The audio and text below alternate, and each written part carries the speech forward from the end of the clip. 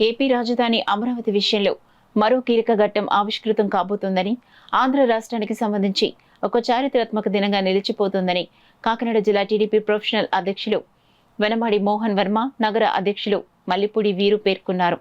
ఆంధ్రప్రదేశ్ రాజధానిగా అమరావతికి చట్టబద్ధత కల్పిస్తూ కేంద్ర ప్రభుత్వం ప్రవేశపెట్టిన రాష్ట్ర పునర్విభజన చట్ట సవరణ బిల్లుకు పార్లమెంట్లో ఆమోదం లభించిన సందర్భంగా శాసనసభ్యులు వనమాడి కొండబాబు ఆధ్వర్యంలో main road town hall centre నందు విజయోత్సవ సంబరాలు నిర్వహించారు. ముందుగా సర్వమత ప్రార్థనలు నిర్వహించి పెద్ద ఎత్తున బాణసంచా కాల్చి మెయిన్ రోడ్ మీద ర్యాలీ నిర్వహించి దారి పొడవునా నగర ప్రజలకు స్వీట్లు పంపిణీ చేశారు.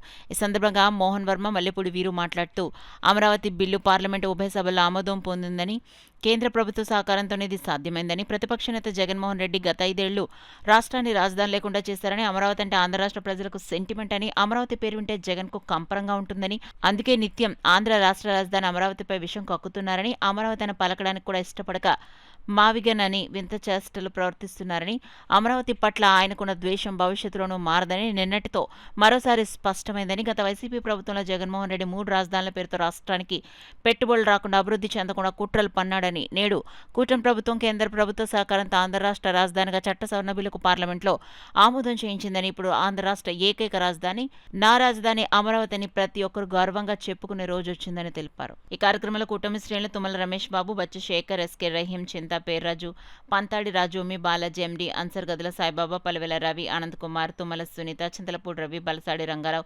పెనపోతు జీవరత్నం, మణపాక దుర్గాప్రసాద్, సంగాని సత్యం, పెనపోతు రాము, అంబటి చిన్న, ఓలేటి పాండురంగడు, గాది శివరామకృష్ణ, కొప్పనాతి నాగకుమారి, పిర్ల లక్ష్మి, ప్రసన్న, మూగు చిన్ని, ముత్యాల అనురాధ, నమ్మి సత్యవాణి, మల్లాడి ఏడుకొండలు, సంగాని నాగూర్, బలసాడి శ్రీను, పట్టా ధనలక్ష్మి, పాలపురాజు, ఆదం సతీష్, పినపోతు సత్యబాబు, ఎరిపిల్లి రాము, గెడ్డం పూర్ణ చంద్రశేఖర్, అరదాడి శివ, మూగురాజు, ప్రేమానందం, మోసపేతురు, జొన్నాడ వెంకటరమణ, అంగడి దుర్గారావు, గుజ్జుబాబు, గోపిశెట్టి బోరయ్య, పసుపులెటి వెంకటేశ్వరరావు, పలివెల లక్ష్మి, వీరంరెడ్డి వెంకటలక్ష్మి తదితరులు పాల్గొన్నారు.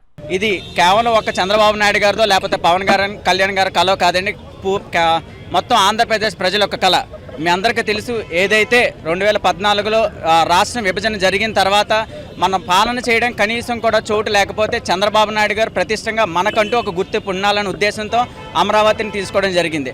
అదే అమరావతిలో రైతుల దగ్గర నుంచి భూములు తీసుకొని కొత్త అమరావతిని నిర్మించాలి, మనకంటూ ఒక గుర్తింపు ఉండాలనే ఉద్దేశంతో అమరావతి నిర్మించాలి. ఆ రోజు ఏదైతే పాలనలో మనం మొదలుపెట్టడం జరిగింది, నిర్మించడం జరుగుతున్న కారణంలో మళ్ళీ ప్రభుత్వం మారడం, అమరావతి మీద కానీ రాజధాని మీద కూడా ఎక్కడా కూడా నిర్ణయం తీసుకోవడం జరగలేదు. దీంట్లో హాస్యాస్పదం ఏంటంటే ప్రజల్లోకి వెళ్ళి కనీసం మీ అమరావతి ఏది అంటే కూడా చెప్పలేని పరిస్థితి జరిగింది గత 5 సంవత్సరాల్లో.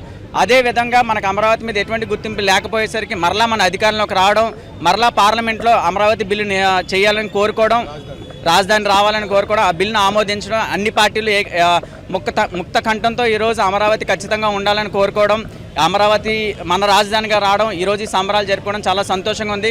ఖచ్చితంగా మరలా ఈ కూటమి ప్రభుత్వం 15 సంవత్సరాల్లో ఉంటుంది, ప్రజల కోరుకున్న అమరావతి నిర్మించి తీరుతుందని కోరుకుంటున్నాం. అలాగే విజయవాడ అన్నాడు, ఇప్పుడు చిప్పు దొబ్బినట్టుంది మీ నాయకుడికి.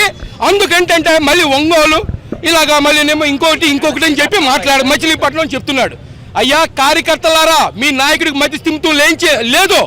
అందుకని దయచేసి ఒక్కసారి ఆయన ఎక్కడన్నా చూపించండి అయ్యా, ఎక్కడన్నా చూపించండి అండి. అప్పుడు కానీ జ్ఞానం రాదు, అడిగి పదవి పోయి ఏం మాట్లాడాలో ఏం చెయ్యాలో తెలియక ఇష్టం వచ్చినట్టు మాట్లాడుతున్నాడు.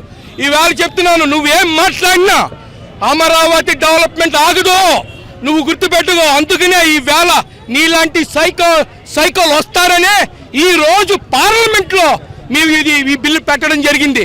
నీలాంటి ప్రతి ఒక్కరు వస్తాయంటే నువ్వు ఎప్పటికీ రావనుకో, అది ఖచ్చితం. కానీ నువ్వు అనుకుంటున్నావు నువ్వు వస్తావని, కానీ ఎప్పటికీ నువ్వు ఈ ఆంధ్రాలో అడుగు పెట్టలేవు. నేను చెప్తున్నా, మళ్ళీ అమరావతిని మళ్ళీ పునర్నిర్మించుకుని ఈ భారతదేశంలోనే అత్యధిక గొప్ప రాజధానిగా అమరావతిని నిలుపుకుంటామని మా కాకినాడ సిటీ ఎమ్మెల్యే గారి తరఫున మీకు తెలియజేసుకుంటున్నాం.